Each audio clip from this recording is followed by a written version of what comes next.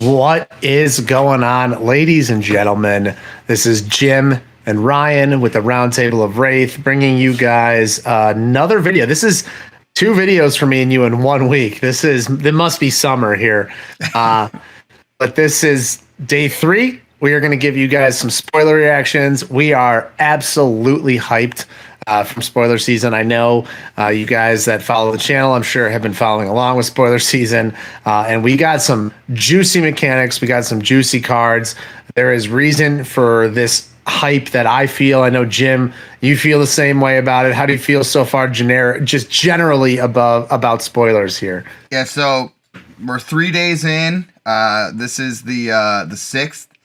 And after 3 full days, taking in a lot of these, I'm really excited from the ninja aspect. I know this video we're going to be covering, Dromai and all of the cards that kind of go along with her. The queen. The queen, yeah, the new queen, the new Cersei, the new queen. But I'm really hyped. This set looks awesome. Whether it's the collectability and the visual presentation of the dragons, even from like a class that I'm not interested to play in this Illusionist, everything looks like outstanding. So I'm really excited to talk about it and get into it and offer like my insight on it, even though you're gonna probably have a better frame of reference on some of her her cards, since you're more of an Illusionist player than I am.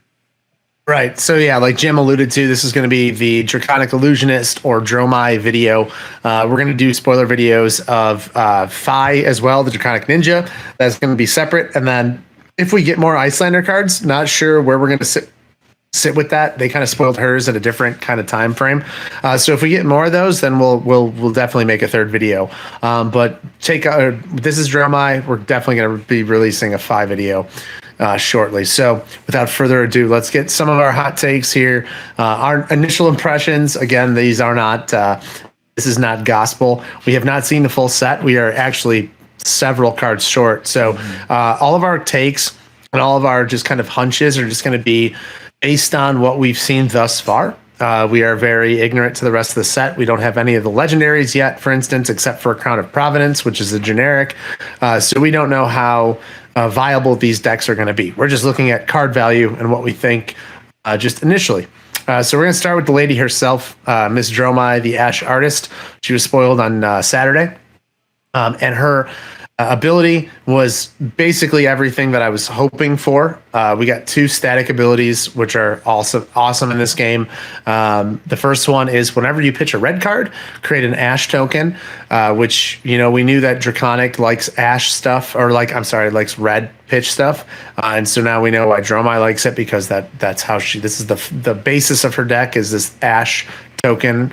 And then the second static ability that she has is if you've played a red card until this turn, dragons you control have go again while attacking. So Prism Light, right? Prism wanted the yellow card in pitch zone. This is if you've played a red card. So it's a little bit different of a mechanic, but in a similar sense to Prism, all of what you're trying to do, basically everything now has go again. So if you play the red card, everything else has go again. So your dragons. No, dragons. I'm sorry. Yes, dragons. So ideally, right, that red card that you play is going to have go again, whether it's a Draconic Illusionist card or something like maybe Whispers of the Oracle or whatever it is. But play a red card, all your dragons have go again. So 2 static abilities, 2 fantastic abilities, I think. Jim, what are your initial thoughts on Dromai? I could not be happier. This is like more than I expected, I think, having 2 different abilities. So very excited with this hero. Yeah, I think to kind of understand the impact of pitching a red card to create an Ash would be a good time to transition to the Ash because it kind of helps with her mechanics. So when I first read her, much like everyone else, I'm I was kind of like, okay, well, it sounds really interesting. Well, what does Ash do? And these dragons, they're gonna get go again. Okay, well, how easy is it going to be for her to turn this Ash into dragons or whatnot? And so now that we know more, I think her hero ability is awesome. Like you said, the two static abilities, which is everything you don't have to worry about paying resources to activate. They're not like once per turns. It's just static. So she's awesome. And let's kind of talk about what that Ash leads into and give me a better insight as to what I can expect to be playing against for the next 3 months of my life. Right. Yeah. So Ash, we knew that Ash was going to be something. We didn't know what it was, but when at the Pro Tour, when Draconic Optimi and Invoke Draconic Optimi were spoiled, we knew that you were going to somehow need Ash to transform into these dragons. So we finally got to look at Ash token, and the Ash token is a material. So it's not an aura, which some people assumed that it was going to be an aura. So it's not an aura. It is just a material, and it says, while Ash is under an object, that object has phantasm. And just kind of fast forwarding a little bit, the invoke keyword. So when you play an invoke trying to transform an Ash into one of your dragons, when you play that, the dragon itself goes on top of an Ash. So what that's being said is, or what's happening there is, when you transform an Ash into a dragon, that dragon has phantasm. So that's pretty significant. That's not what I was expecting. It is definitely a different dynamic. I mean, phantasm is the illusionist keyword, or one of them. So we're familiar with it. But giving all of your allies phantasm is a dangerous gambit. So this is a little bit more of a drawback than I was expecting, but it has me very still intrigued. Like it's not a something that detracts from the overall class. I like that it has phantasm, because again, I don't want characters to be OP. So to have the phantasm drawback, I think is fair, because when we get to these dragons that we're going to talk about, a lot of them seem extremely good. So you have to balance kind of the risk reward with phantasm, and that's kind of what it does. Mm-hmm. And then I was, saying, okay, here's the Ash. The Ash is going to give, phantasm. That sounds good. I'm in on that, which is a mechanic we already knew from Prism. But then I was like, okay, turning this Ash into the dragons. Like you said, we already saw the invoke on the spoiled dragon. But I was curious to see what else could be done with this Ash. And then this little baby Ashwing guy shows up too. The little shitter. Yeah, so go ahead and talk about the little Aether Ashwing, right? Yeah, so these guys are cool. These are going to be so a lot of the commons and stuff create these guys. These are going to be kind of like the pseudo spectral shields of Dromai. They don't protect you, but they do have 1 health each.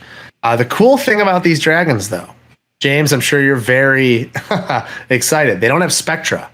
Mm-hmm. There's no spectra. Your turn does not end by attacking one of these. So just as an example, as the Aether Ashwing is pulled up, if you pitch a blue and swing into this with Kadachi, you still have go again, or blue 0. You still have go again. You kill one of these things and you can continue your turn. Whereas in Prism, if you attacked like Ode to Wrath with the Kadachi, turn over. No go again, you're done.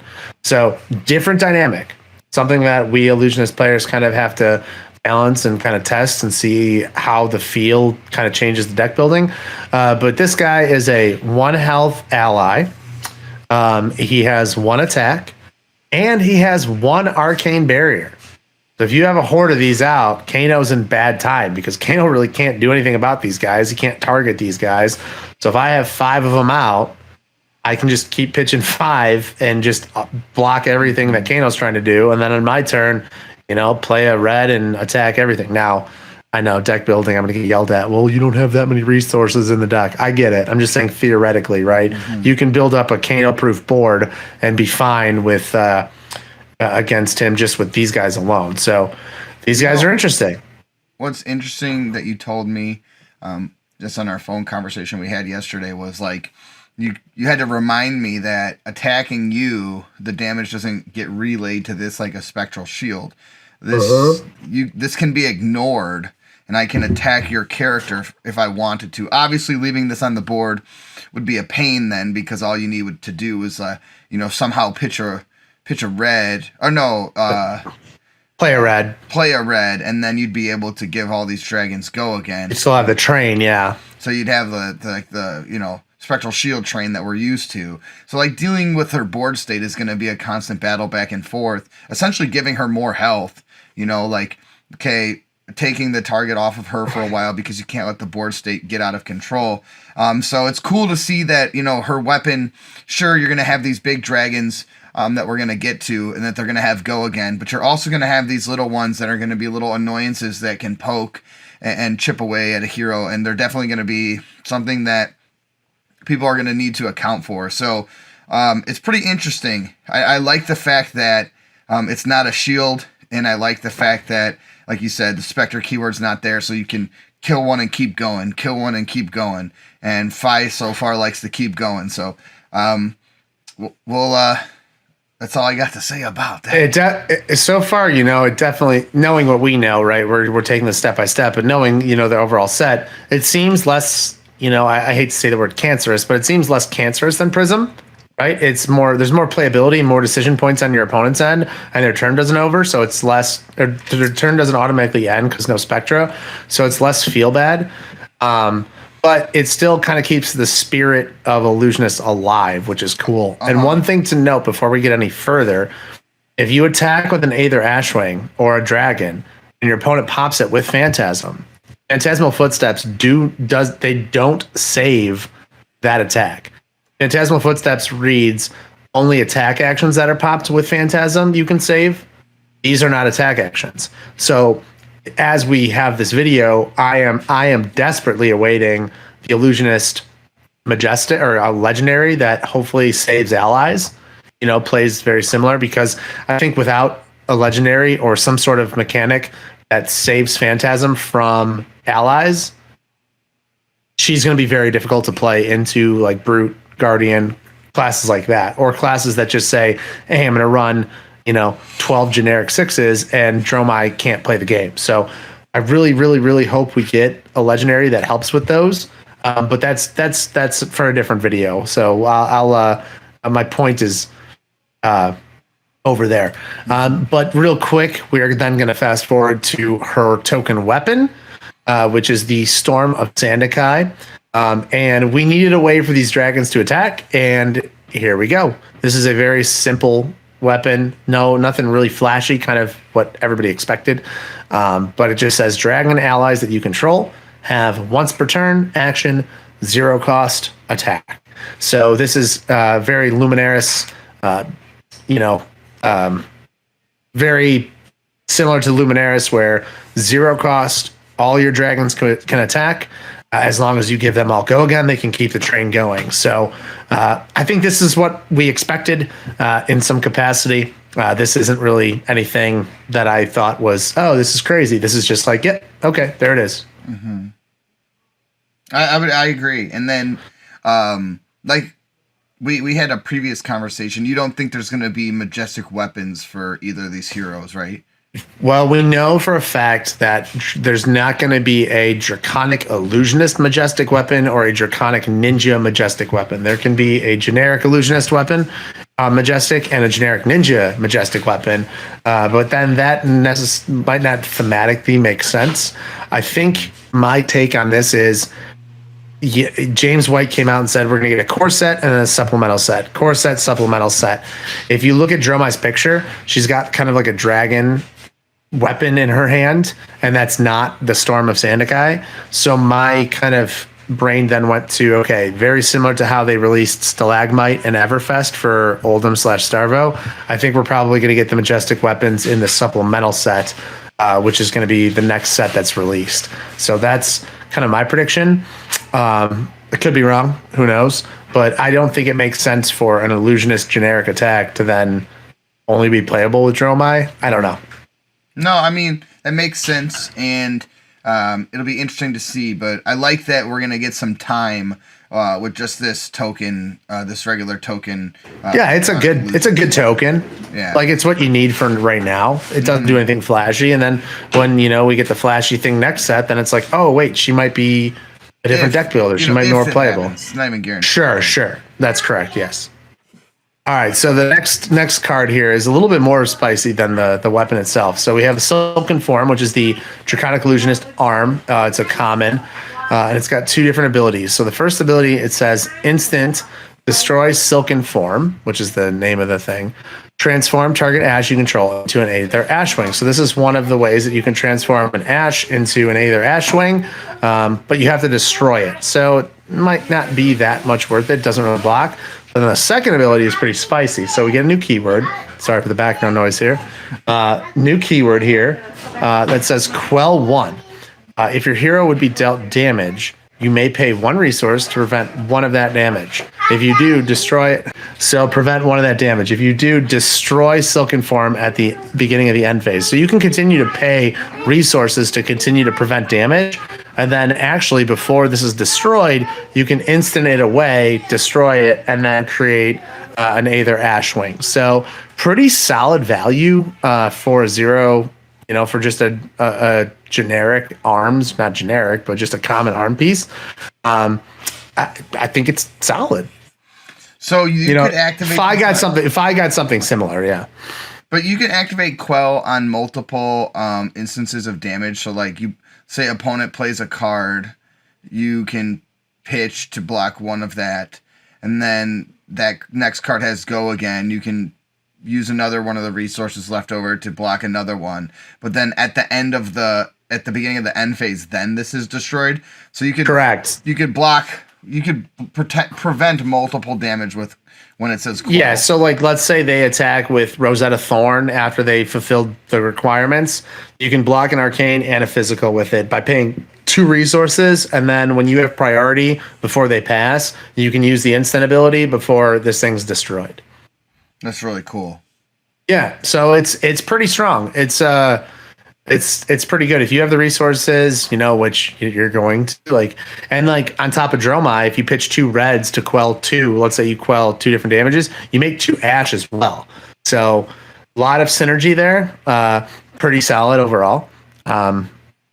Yeah, I think I will definitely pick up a cold foil copy, whether or not if they give us the illusionist arms, the legendary illusionist arms that I expect them to, then obviously this isn't as necessary. But if they don't, then I think this is worth looking at. This is definitely a draft card. Like if you draft this card and you're playing Dromai, this is fantastic. Mm-hmm. No, sorry. I was going to say, now we cover the equipment, we cover the tokens. Now we're going to get into some class cards, which I'm sure people are more excited about, right? Mm-hmm. And before we get to the dragons, we're going to cover the only non-dragon majestic that we've seen so far that is for the Draconic Illusionist class, and that is Burn Them All. Very Daenerys, or I should say Viserys Targaryen, of LSS here, which I mean, come on, it's the Targaryens. It's sick. So this is a 0 cost aura. It's the only aura that has been spoiled so far that we've seen from this set. I might be lying about that, but I think I'm right. It's a 3 block, which is, we always love that. Has go again. So automatically, if you play this card, turns on your dragons to attack, which is, again, fantastic. Once per turn, when a dragon you control attacks, it deals 1 arcane damage to each opposing hero. So the first dragon you attack with deals an arcane damage. Amazing, right? Mm-hmm. I just added damage. Fantastic for a 0 cost to get the train going. And then it says at the beginning of your end phase, put a raise counter on Burn Them All, then destroy it unless you banish a red card from your graveyard for each raise counter on it. So it scales. You're going to have red cards in your graveyard. You get to choose which red card you banish. So if you play, attack actions, whatever, that you don't care about recurring, then you can just banish them, keep this thing out there, deals another arcane damage. I think this card is fantastic. It's not busted. It's nothing crazy, but it's exactly what we're looking for in a Dromai deck. It blocks for 3, right? She's kind of going to be a slower deck, I think, and me and you kind of share that sentiment. She's going to be, this is a setup card. It's going to deal incremental damage. Keeping it around for multiple turns is not going to be that big of a problem because you're going to have red cards that you either block with or that you played that are going to be in your graveyard. And that you're going to be able to run 3 copies of this. I think this is a fantastic card. I think this checks all the boxes. Not busted, but it is very strong. Mm-hmm. And with Chain being gone, probably that one card, Invert Existence, goes away. So you can't like start this. He's officially gone. You can't like start this train and then they invert a couple of your cards to the banish zone and you're like, nah. Yeah, I think he needed to win 3 Rodonets or 3 PQs this weekend, and I know for a fact he's won 4. So he's gone, baby. But I digress. So burn them all. Great card. I think you play all 3. I like this card a lot. Yeah, it looks awesome. Here we go. Ready? We're gonna go onto the Dragon train now. I know this is like the main. This is the reason that we're talking about Dromai. I think the dragons have blown me away so far. This is way cooler than I thought. I thought we were gonna get a couple dragons, and then I didn't realize we were getting like all dragons. Like in our prediction video, you were almost spot on. You predicted I thought they were gonna be like heralds. Attack action. You predicted the attack action cards were going to be the dragons. Not every single dragon is an ally like this. Which I think is insane. Like, I love it. I think this is crazy. I know people that play Magic are like, oh, it's too much like Magic. I don't play Magic, so I don't care at all. Yeah. I think it's the coolest. I think it's the coolest thing. So we're going to start with Big Poppy himself. We're going to start with Dracona Optimi. Should we talk about the invokes? Because they all do the same. I think you do need to talk about the invokes because the cost is important. Sure. At least talk about the cost of the invoke.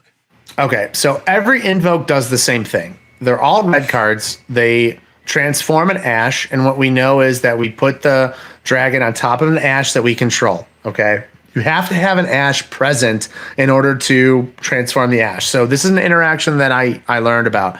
You cannot, let's say an invoke costs 1.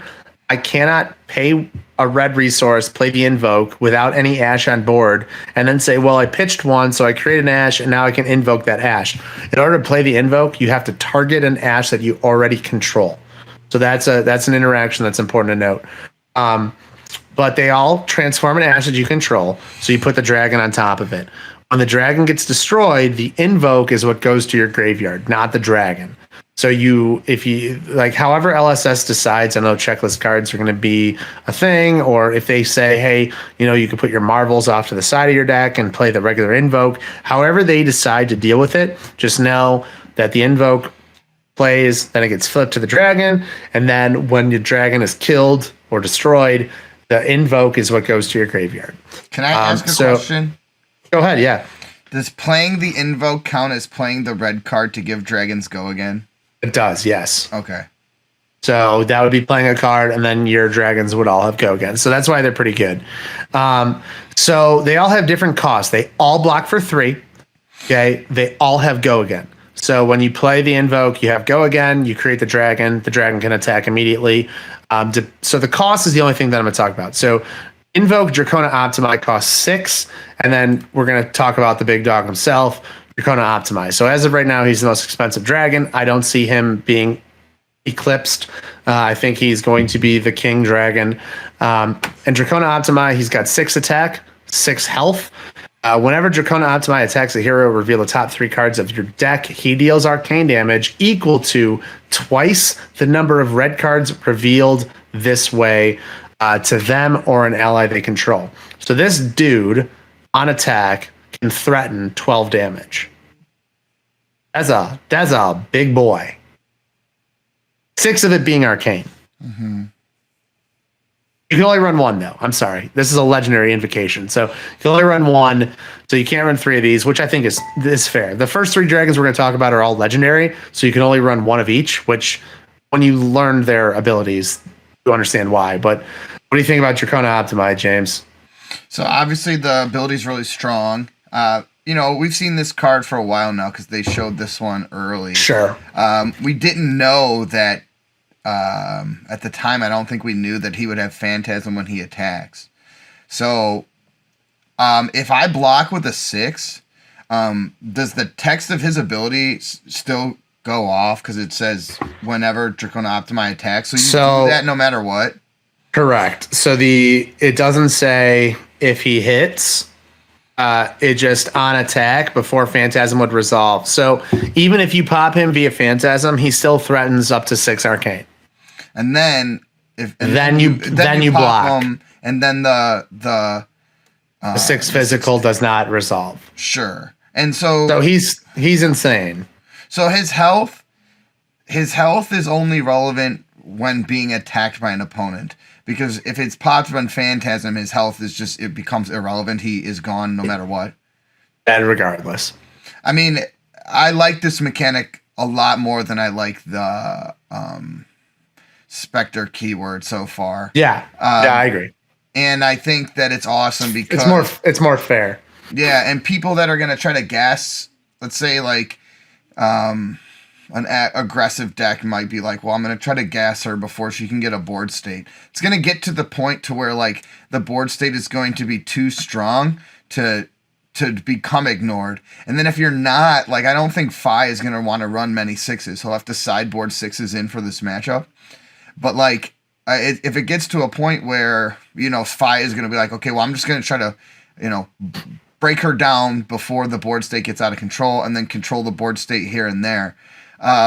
He might be able to have an easier time killing Draconic Optimi than actually popping Phantasm. But like you said, this is an interesting new take on this because like it gives the Brute and the Guardian matchup a lot of strength into these dragons.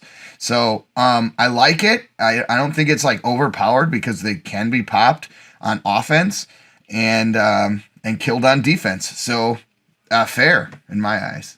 Yeah, it's fair, but his ability is great. Like, you know, card's great, but it's 6 Arcane. Great. We haven't seen anything. I mean, if he sticks around, right? Or even his first time you play him, which six resources is a lot for a deck that wants to run reds, first off. So he's going to be hard to cast. Yeah. But 6, his first time coming down, you know, we've never seen a 0 for 12. You know, his attack, I know that's not the equation, but he's a 0 for 12. And if he then is allowed to stick around for a second turn, I think the game's over. Like if he's allowed to stay for 2 turns, you just win. I think he's very strong. I think he's good. He's hard to bring out because of the resource curve, but he's very good. He's an auto run. He's a one of. He's a red, which you want to run. He's a block 3 if you have to block with him. Well, I don't want to spend too much time because there's a lot of cards to go through. But yes, do you think it'll get to a point where the 3 legendary dragons you auto include one of each, or is it going to be build design based on like? No, I think those 3 they're in. I think you run them. They're too good. The second legendary dragon. So this is a 5 banger here. So he costs 5. This is Tomaltai. I think this is the best dragon in the set. I think he's the best overall. So yeah, I think he's the best dragon. So Tomaltai is a 5 attack, 5 health. He costs 5. Whenever Tomaltai attacks a hero, reveal the top 2 cards of your deck. If 1 or more red cards are revealed that way, put that many -1 counters on an equipment that they control, your opponent, and then destroy that equipment if it has 0 defense. So this guy's insane. Like, he's bananas. There's no interaction. As soon as he comes out, he does that, even if you pop him with Phantasm again. So if you reveal 2 reds, you can kill everything in the game. Every piece of equipment, if you reveal 2 reds, can be killed by this guy. Stalagmite, a Mask of Momentum, Crown of Providence, literally every card in the game. He can kill Crown of Seeds. He can kill Snapdragon Scalers. He can kill Tunic. He can kill every single card or equipment in the game. Rampart of the Ram's Head, gone. If he reveals 1 red. Like, this is... No, actually, Rampart has 0. So he just doesn't... He has to reveal 1. So it says it has to... You still have to reveal 1. Like we haven't seen non-interaction like this. This is like what Shatter wishes it could be. But at the same time, as a one of in a 60 card deck, I think he's fair. Like, is this ability insane? Of course. Is it unfair? I don't think so. Some would say Crown of Seeds is unfair. So if this punishes Crown of Seeds, I think that's okay. Yeah, and like you said, the cost is 5, which is still a lot. And he's a big boy. Wants to run a lot of reds, and it's not a guarantee. Excuse me, I might sneeze in the next couple seconds, but it's not a guarantee that you hit the reds off the top. I mean, the odds are going to be, I'm sure, in your favor. But you hit at least one, right? Sure. Well, possibly. We don't really know until we see the whole card pool and get the whole idea of what her ratio of, pitch count cards is going to be in order to pull off some of all of this, or what her and her game plan is. That's something that comes over time and practice and reps. But for right now, you read it and you go, "Oh my God, that's so strong and it's so good." But it might not be as easy to pull off. Like I remember when what was the card from Arya that got revealed that like killed equipment, and we were like, "Oh my God, that card!" Shatter. No, it was like the one where they showed tectonic. In the elements or something. Exposed the elements. Yeah. So that got spoiled, and we were like, "Oh my goodness, that's so good." And then throughout time, we were like, "It's not as good as we thought it was." So I think I think he's easier to pull off. Oh, sure. I'm not saying that this is not good. I'm just saying, on paper it sounds awesome. I'm really interested to see, how it goes. Yeah. I think he's insane. And if you let him stick around for 2 turns, so this is adding 5 health, right? If you this is 5+ health on your character, because if you let him stick around for 2 turns, or now he's destroying multiple equipment, it's just insane. Unless he gets popped. Sure. And this is right. All right, so now for the last legendary dragon. So this is another one of. We have Deminia. She's a 4-cost. Or he's a 4-cost. I don't know what it says. So he or she attacks 4 and has 4 health. 4 cost. So that's the theme with the legendaries, right? 4 cost, has 4 health, 4 attack, 5, 5, 5, 6, 6, 6. Deminia says, whenever Deminia attacks a hero, reveal the top card of your deck. If it's red, look at your opponent's hand and banish a card from it. That's really good.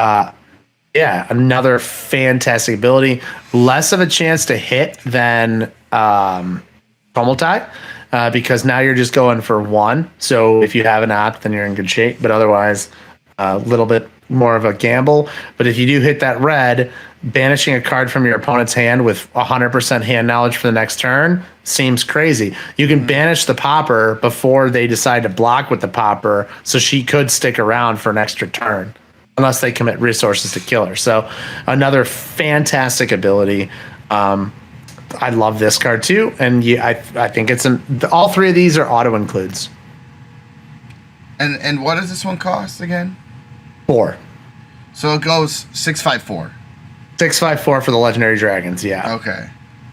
Yeah. With the high ceiling with the arcane, the destroying of equipment, and then the banishing of a card from hand. Yeah, I think this is awesome, and I think Deminia is great. Yeah, I mean, this one is gonna pop up more because 4 is so much more easier to achieve. Blue and a tunic resource or something else like along those lines. Like, I think this one, Deminia, is more likely to happen in a game than probably the other 2. Not saying that the other 2 aren't likely to happen. Obviously, two. It's just more affordable. Whatever. It's just more affordable, and so you'll probably see this one on the table more often than the others. And the ability is amazing. Just boom, take a card, and it's gone. Even crazy. And that happens like the other ones do. Even if they have another 6 in their hand to block with, you're still removing the card of your choice, right? Oh yeah. Yeah, that's amazing. Yeah, she's pretty good. And you get hand knowledge. Like that's always good. You get hand knowledge, and you get to banish one. Yep. Very good. Yep.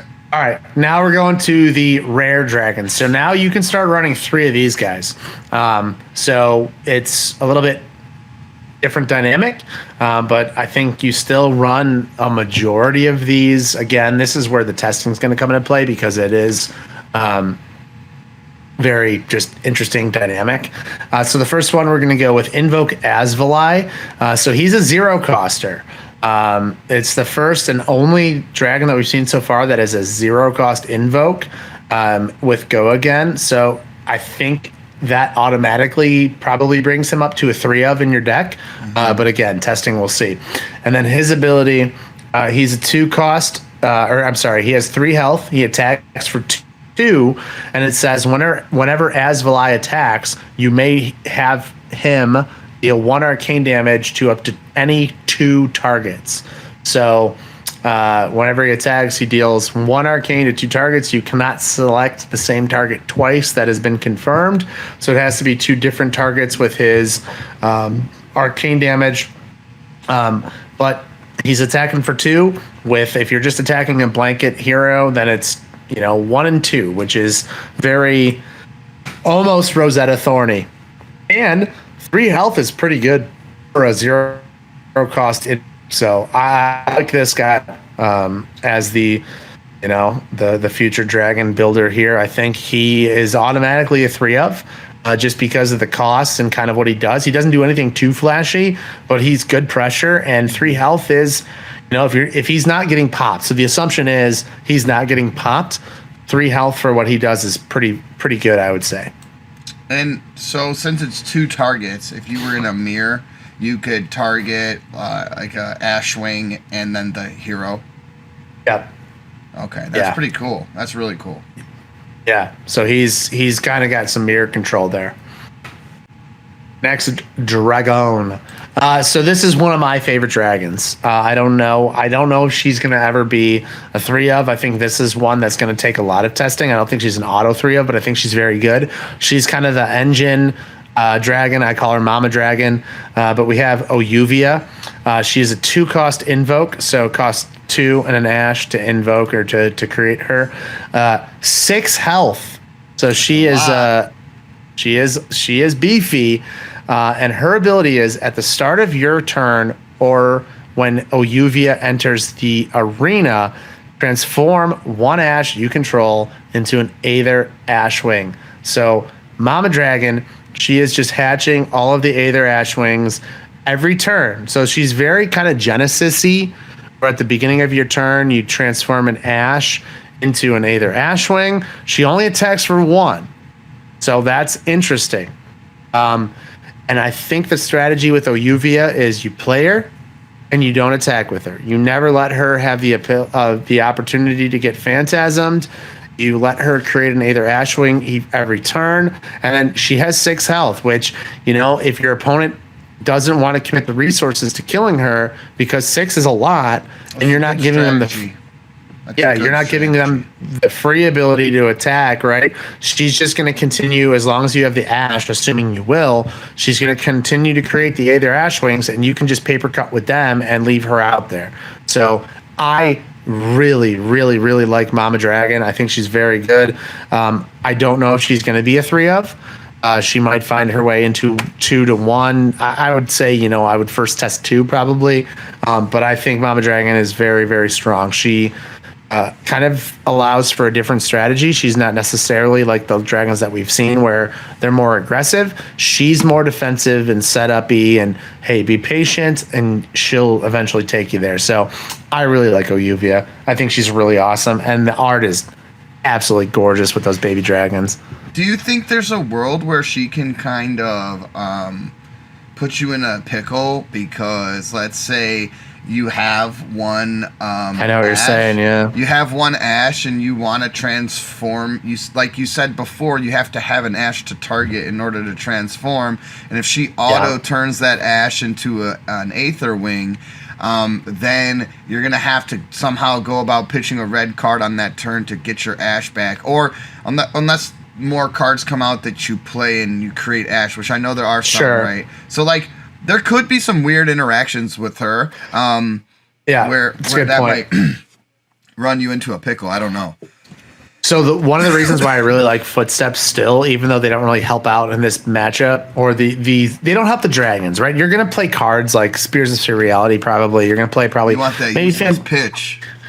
There it is, right? I can pitch a red. I can pitch a red and make Footsteps block on a little baby attack, and that creates an Ash. You don't have to do it on your turn, right? If I am defending with Footsteps, I pitch a red. That creates an Ash on my opponent's turn. So, if you're stockpiling Ash, like you're probably going to be with her, then I don't know if you'll ever I don't know how often you're going to run into that situation. I'm sure you will, but I don't know. It's definitely something. You just offered a really interesting workaround as well, too. Yeah, I think that's one of the main reasons why Footsteps are still going to be good. They don't help. They don't on paper, on surface value, you're like, well, Footsteps suck. Maybe I'll run something else. No. I think you still want the feet. I think they help in a certain capacity, and they block, right? Mm-hmm. A lot of illusionist stuff doesn't block. Footsteps do. So I think that's something that you're going to want to look into. But I like Oluvia or Ouvia, and I'm going to be Marvel chasing for sure. I know I've said that a bunch.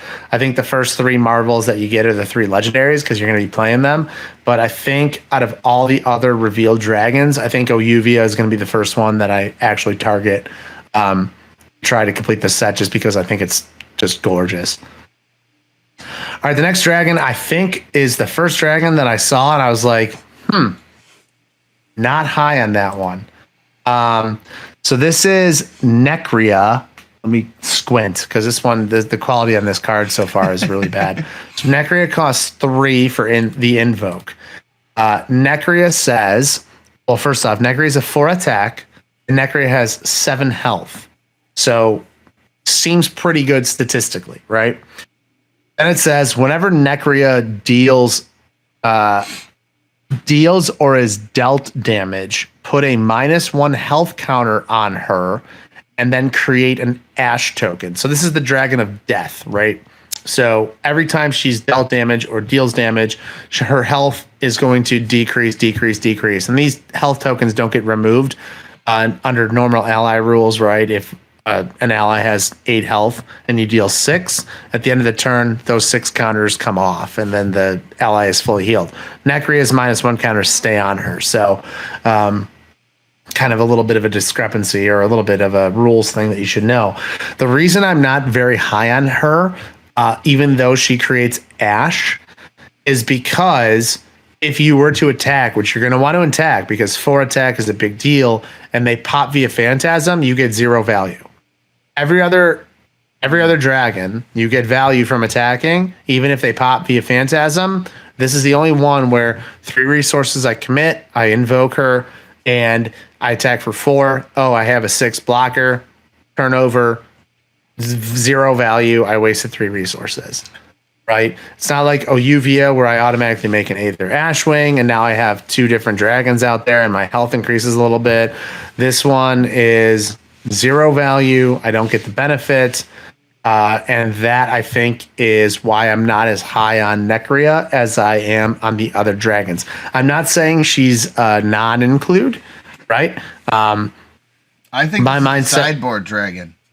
Yeah, but for just I think knowing, I think if you were to play Brute or Guardian, this dragon doesn't come near the table. But sure, but if I'm playing Ninja, yeah, if you're playing a deck that you think is going to have a low density of 6 power cards, then this dragon for sure comes in because I think it offers a lot of value for you to be able. The ability should be like how it is because I think creating Ash for Dromai is going to be extremely important. And if you had a dragon that was naturally attacking and generating Ash, and when she's dealt damage, you create the Ash too, right?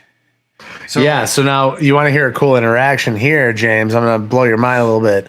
So if we go up back to Asvali, where whenever Asvali attacks, you may have him deal 1 arcane to do 2 different targets. Mm-hmm. You can target your own. Oh yeah, and then make Necria and generate an Ash. And so but whenever she deals damage, she gets a counter. So if I dealt 6 damage and then she gets a counter and dies, she's dead. Yeah.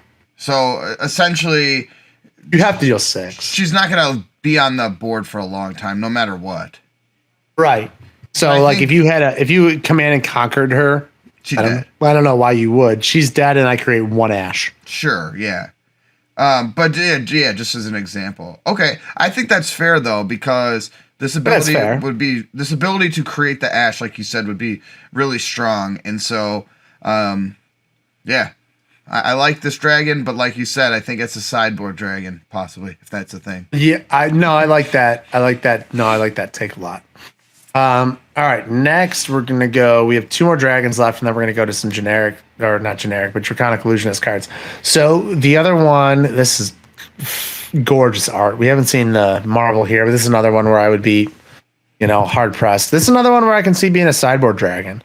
But we're doing Themia or Themai. I'm sorry, or Themai, whatever it is. Themai. He's a 2-cost invoke, and we have. My opponents cannot play cards or activate abilities during your turn. 4 health, 3 attack. Seems basic. No defense reactions, no Crown of Seeds shenanigans, no Kano shenanigans. Just he's out there. You don't even have to attack with him. Mm-hmm. Opponents cannot play cards or activate abilities during your turn. He's just there. You play him, and it's, hey, you can't Crown of Seeds me. You can't you can't Icelander. You can't do anything. You think this is a sideboard dragon? I think this ability is good.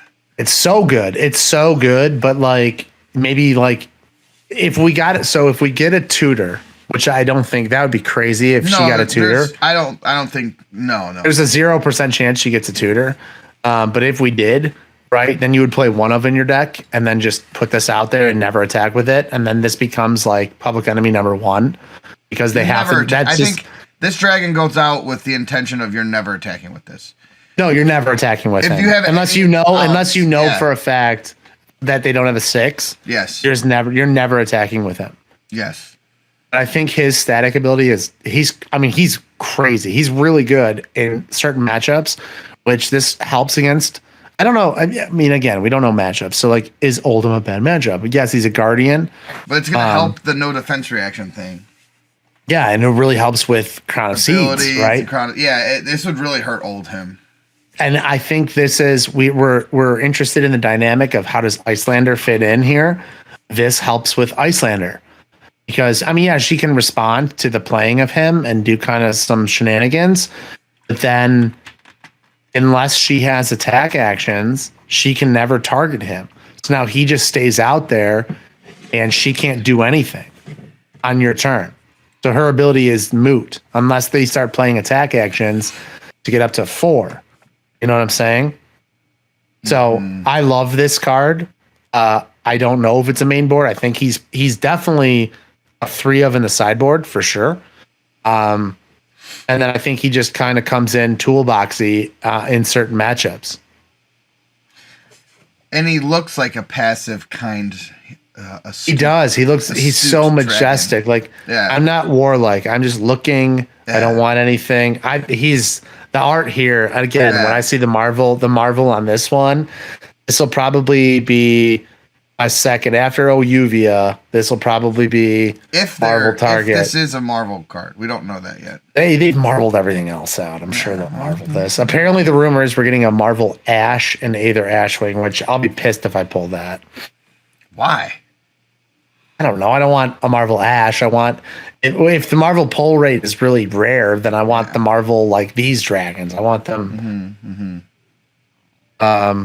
All right, last dragon here. We have Viserai. Vinserakai. So Vinserakai is a 3-cost. I can't see again. Yeah, 3-cost invocation. And Vinserakai is he's an interesting cat. So 3 costs, 6 attack. He has 1 health. And he says whenever Vinserakai hits, he deals 3 arcane to them. That's cool. He's interesting. Like he's very like he's cool. Like he's cool because I don't know where he fits. He's an aggro dragon for sure. Oh I my think goodness. his 6 go I think again? his dragon of aggression said to prowl the red desert. 6 attack, but it can be fully blocked, and then his text doesn't matter. And if they pop him, obviously that doesn't matter. But then if he's only got 1 health, like you can just Kadachi him, he's dead. He's just glass cannon. But he represents up to 9. Yeah, that's amazing. He's crazy. I think this is an interestingly, perfectly designed dragon. Yeah, I think this, depending on the style, like you said, this is an aggressive dragon. Even if it's not, I mean, people have to account for. Well, you have to think that people are going to be accounting for arcane a little bit more now, but you're gonna see a lot of mirror matches too. 3 is a lot. Yeah, 3 is a lot. So, I mean, I think this dragon's good. The 1 health is deservedly 1 health. I agree with that. I agree with that this statement. dragon would be cray-cray. I agree with that statement. Yeah, the 1 is absolutely he needed to have 1 because let's say you attack with the dragon. the three invocations a lot. This is 9. Okay, chances are your board state will be decent, maybe. And I'm just trying to think in my head, like, let's say I want to keep my hand. I have a really good hand for Phi, and I know I'm going to be able to push back more than 9. Then I'm probably like, okay, I'll let this hit me for 6, 9. But then near the end of the game, you can't just take 9. Yeah, the 3 arcane represents endgame, right? Yeah, you can't like brush that off, and that represents endgame too. So it's 1 source. So that's the thing that I like about him. I think my favorite thing about him is if they don't have a popper, he's a 2-card block. Yeah. Mm-hmm. Right. Well, so is it 2-card block, or you're still taking 6? If it's early in the game, you might not care. You might not care to be like, I'll block with 1 card and take 6. Yeah, which is also a trade-off because then he stays around. Sure, exactly. Well, let's say in my example, and then you have +1 health. Yeah, yes, exactly. So it's a trade-off right there. Because like in the ninja example, maybe I'm not gonna pop this, but I don't want to take the 9. So maybe I block for 3, and then I take 3 and 3, and then I kill this guy in 1 hit, and then I'm back to focusing on whatever else. But it's fair. We forgot it. I'm sorry, there is a dragon that we didn't talk about. We're going to talk about him right now. Okay, cool. Well, yes, I like this dragon. Moving on. Yes, so the next dragon I have to find that I just remembered. This is also one of my favorite dragons that we've had. So technical difficulties, let's scroll up. There was a dragon that was spoiled. This is Kylorea. Kylorea it looks like, man, that's really blurry, but is it a 1 cost? I think he's a 1 for 4. Yeah, I think he's just like the Snatch Dragon. Yeah, he's a 1 coster, and then his ability. It's really cool because he's on like the art is awesome. He's on like the gold, and then it says whenever Kylorea hits a hero, gain control of an item they control. If you don't gain control of an item this way, draw a card. So it's a benefit either way. So if they don't have an item, you draw a card. Am I understanding that correctly? If it hits and I don't have an item for you to take, you're gonna get a card. Out with go again usually. Yeah, that's really strong. This is another one where the health is deservedly low because what's his health? 2. Yeah. Because that ability is extremely strong, and attacking for 4 is that's a breaking point. So it's because it's whenever he hits, and 4 is a breaking point. So this dragon's really good. Yeah, color is insane. I think he's an automatic 3 of because of the second clause where, you look at it and you're like, okay, this is my dash out. And then it's like, well, he still draws a card and you have go again. So they either have to block it if they don't have a phantasm card, or he's drawing you a card, which is just, I think he's very good. He's, or she, whatever it is, but they're such a good staple dragon, I would say. Yeah, that's I'm glad I remembered that. Yeah, that's huge. That's huge that you remembered it actually. Yeah. But I think that's you could double check us, but I think that's all the dragons now that we know so far at the end of day 3 on the 6th of June. So yeah, so I think that's it. I love this suite. I was not expecting that. I love that each dragon is very unique, like insanely unique. I love that each dragon is good. Like they're all good in their own right. I don't think, besides the legendaries, I don't think any of the effects are so good where it's like I hate playing against this hero. But each dragon is cause for a decision point for your opponent, right? Yeah. You have to make a decision. Do I go at face or do I let this thing stick around for an extra turn? You know, so which I like. Yeah. No, go ahead.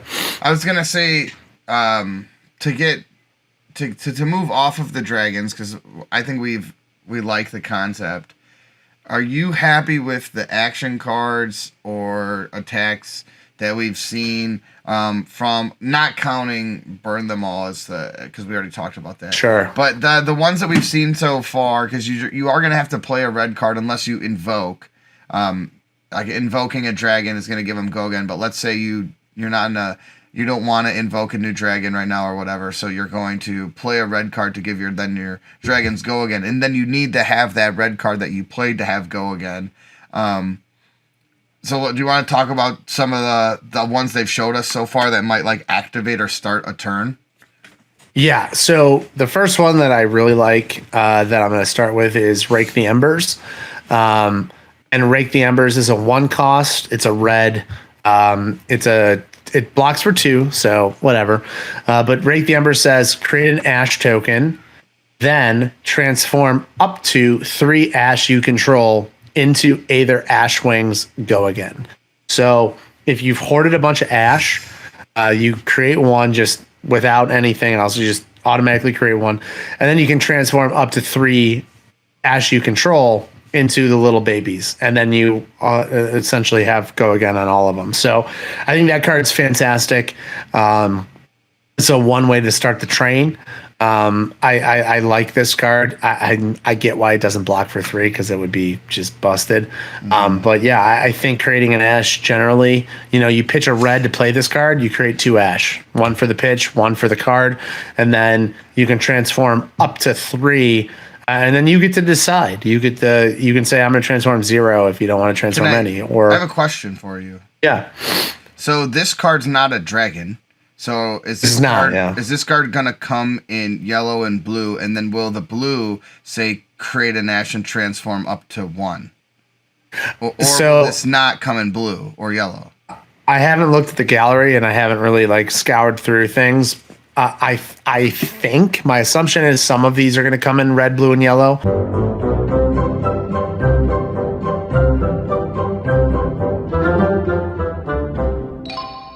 But I know a bunch of people have also said that sometimes, maybe the Draconic cards only come in red. My assumption would be some are going to be just in red, but this one, because it's a common, and because it says transform up to 3. For whatever reason, my assumption is this is going to come in red, blue, yellow, where it's transform up to 3, transform up to 2, transform up to 1, or transform 1, whatever it is. So I think this one just reads as if it'll come in all 3 colors, but I do know that some of them probably are only just going to be red, which fits the theme. And that's an interesting conundrum that it leaves you in, because obviously you're going to need blues. Some of these dragons cost a hefty amount. So you might want cards like this that can okay, I can play, this is going to be a downturn for me. I might as well transform 1 or whatever. But you want to play a red. So this is going to be a really interesting puzzle, Miss Dromai is. But I think that's a good card. Yeah, I like it. I mean, I think it reads well, and I think that's exactly what you want to do. Pitch a red, create 2 ash. That seems pretty good. Next card here is going to be Billowing Mirage. This is an attack action card from the Illusionist. Draconic Illusionist thing. I think this card's great. I think this card's a 3 of automatically. It's a 1 cost. When you attack with Billowing Mirage, transform up to 1 Ash you control into an Aether Ashwing. And it has Go Again. It has 3 attack, and it defends for 3. It does not have Phantasm, which I've never seen an Illusionist attack not have Phantasm. But I think this card is great. I think it's a cool. The 3 cost, you can transform, you can get the train going, and worst case scenario, blocks for 3. I think this card is just absolutely fantastic. This would be if this comes in blue. This would be. No, I was looking at the gallery. I'm like pretty sure it comes in yellow and blue. Okay, so this would be like blues that I don't care about running, because even if you're not setting it up, you get to transform and it still blocks for 3.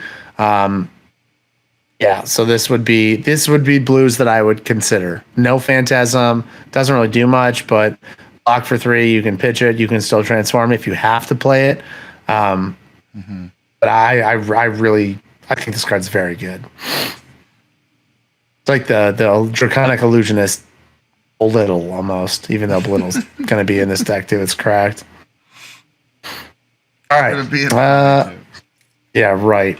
All right, next card, we have the Team Covenant spoiler. We have Sandcover. Sandcover is, I don't know how I feel about it. It's a 0 cost.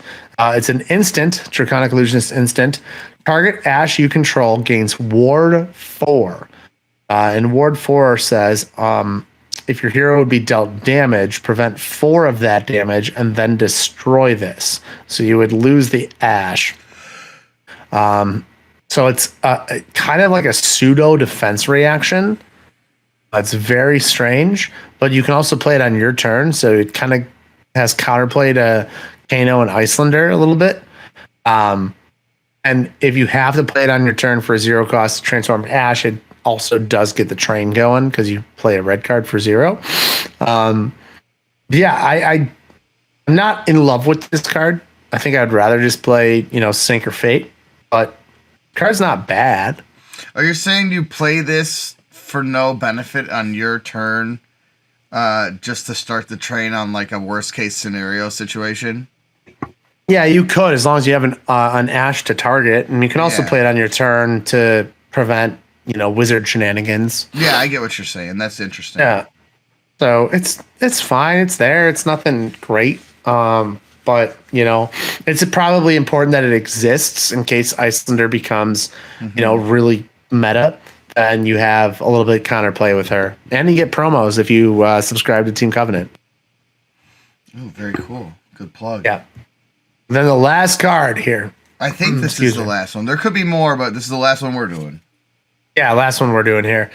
Skittering Sands, 0 cost, 2 block. Transform target Ash you control into an Aether Ashwing. It gains +3 until the end of the turn. Go again. I don't like this card. I'm not a fan. I don't think you have to run it. Just because, you really don't want your Aether Ashwings to get buffed. They don't have to. Transformation is cool, but I think there are better cards that, transform into the Aether Ashwing. I don't know if this is one that is necessarily needed. And if the Aether Ashwing gets popped, what's the +3 really doing? So this is a 0 for 4. 0 for... It is a 0 for 4. You're not wrong.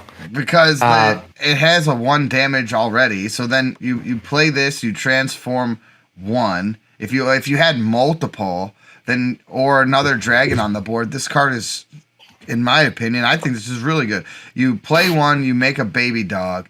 That baby dog attacks for 4. Baby dog. The baby one attacks for 4. Go again, and then who's to say you're not going to, have more dragons in play or be able to, follow that up with something. But so 0 for 4, and you're 0 for +3, and you're transforming 1 with go again. And this I like the 0. I like the 0 go again. Right. Yeah. I just don't know. This seems more aggressive, and I don't know if she wants to play that aggressively. I don't know. I don't know. We're gonna have to test it out. on paper, I'm not necessarily a fan, but I've been very wrong before. Mm-hmm. It is 0 for 4. It is good value. Like 0, like nobody is going to want to. Well, I mean, they could want to. Nobody's gonna want to pop an Ashwing, an Aether Ashwing. Well, as of right now, if they do, your turn is over. Oh yeah, that's a good point. So then they would want to potentially. No. So even if you've played a red card and somebody pops the Aether, like a dragon attack, that go again goes away. Yep. Oh, it's like Phantasm. The only way to prevent it right now is with passing Mirage. Oh yeah. So that's an aura that takes away the first. It says the first illusionist attack each turn loses and can't get Phantasm. So that takes it away a little bit. But other than that, there's no way to recruit your action point like Phantasmal Footsteps. So hoping the Illusionist Majest or Legendary that we maybe see tomorrow sheds light and gives me a little bit more hope. But otherwise, until then, it's gonna be an interesting go about. I'm very excited though. I was not expecting what we were given, and I don't think that I could be any more excited with what we were given than what I'm feeling now. Yeah, and I think my final thoughts on what we've seen so far, just the Illusionist is a different take on the Illusionist class. I was really concerned with how they were going to pull that off and have it still feel unique and different. And so I love the design space that this went in, and I'm interested to see if it can carry over into to be one of the top tier competitive decks, like where it's going to sit. But that is something that will come in time. But it's really awesome so far, and that's from someone who hates Illusionists to the You hate Illusionist, yeah. But this Illusionist is way cooler than the Fairy Princess. But I digress. Yeah. But yeah, so these were our ignorant hot takes. We would love to see how you guys feel. Do you share the same sentiments? Do you agree with us? Do you disagree with us? We'd love to interact with you guys. As we said, we're back. We're putting out some more consistent videos. The next video on deck, or the video that is on deck, is going to be Fi. So we're going to be recording that within the next day or two. So be on the lookout for that. But if you have any comments, questions about anything, or general thoughts, let us know. We this is no secret at this point. We love interacting with our comment section, and we're very good at responding. So please do so. But on behalf of Jim and Chris, who couldn't be here because he had a little bit of a tummy ache, my name is Ryan. We are, of course, the Roundtable of Wraith. Until the next video, we are out. Take care. Chris will edit this out.